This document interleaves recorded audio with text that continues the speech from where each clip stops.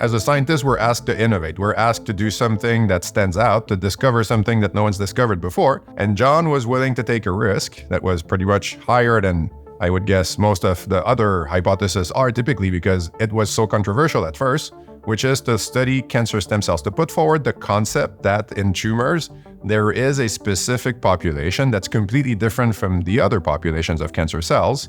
And these cells have what? Have the ability to self-renew, have the ability to give rise to all the downstream other populations of cells within the tumor.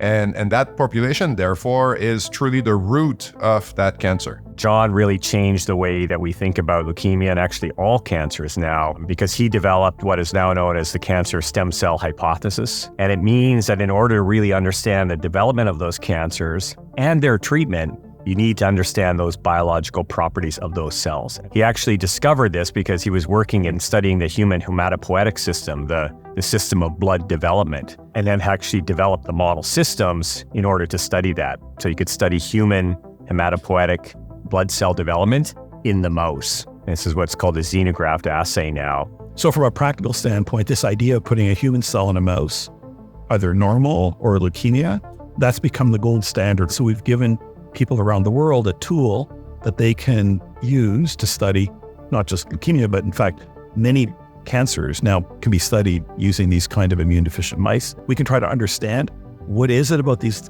cancer stem cells that gives them unique properties.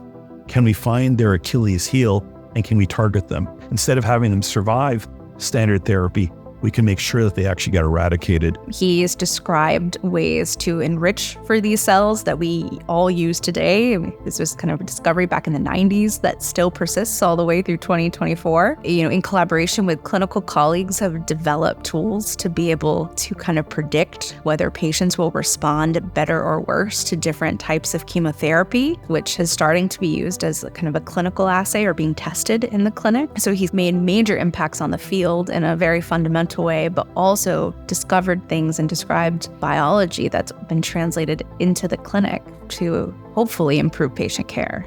And I think it's that environment of collaboration that he fosters that really, figuring out what does this mean and what's the real message in it. I mean, John leads that, but it's also the sort of environment and the people that he's brought together really enhance that.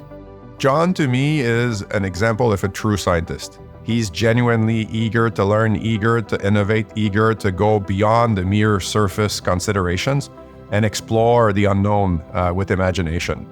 A kid, really like a kid in his environment. Throughout the process, he's always recognized the support and impact that everybody that's been around him in the past has had towards him achieving this degree of success. It's impressive, the extent to which he wants to recognize others, and it's appreciated. You realize this isn't just a puzzle, academically interesting puzzle, but this is research that might have meaning for people and for relieving suffering. Too many people are still suffering from this disease because we don't know enough about what cancer is and therefore how to treat it.